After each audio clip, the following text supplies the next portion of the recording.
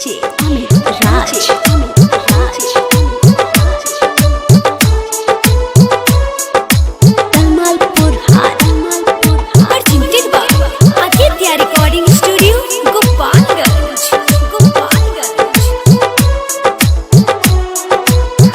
सुनो एगो लड़की से दिल हार गईनी हम क्यों करा खातिर छोड़नी सब वो हमरे के छोड़लस बेर हम ना महट सिलावा हो ना महट सिलावा हो ना महट सिलावा हो कि झूठे कोइलस प्यार के लीलावा हो।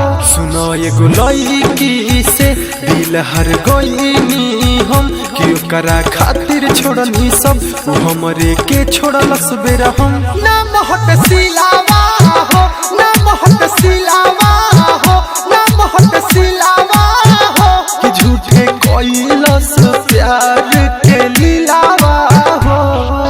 डीजे अमित राज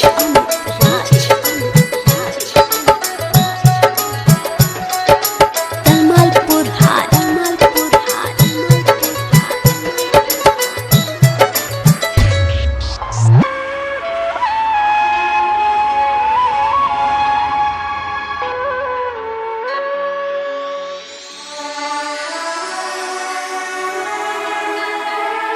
कहाँ जाई मंजिल खो गइल दिल के टुकड़ा टुकड़ा हो गइल मनवा कोई के ठोर देखे अखिया में लोर उ तो दोसरा के बहिया में सो गइल।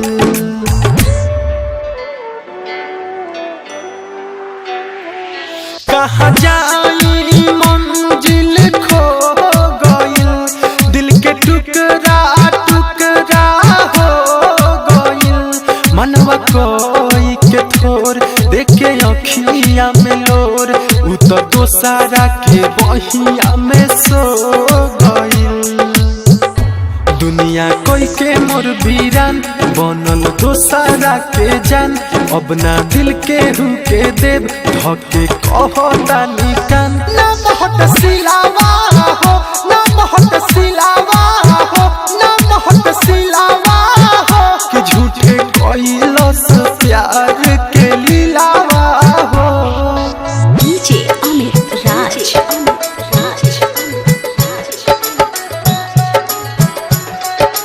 कलमालपुर हाट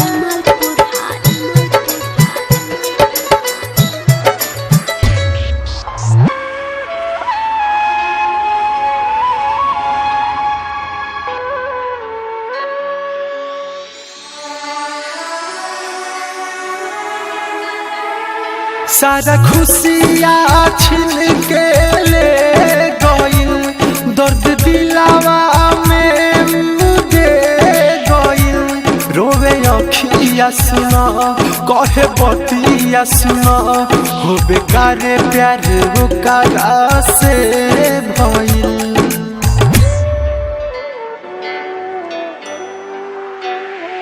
सारा खुशियाँ छीन के ले दर्द दिलावा में दे गइल रोवे अखिया सुना कहे बतिया सुना हो बेकारे प्यार ओकरा से भइल।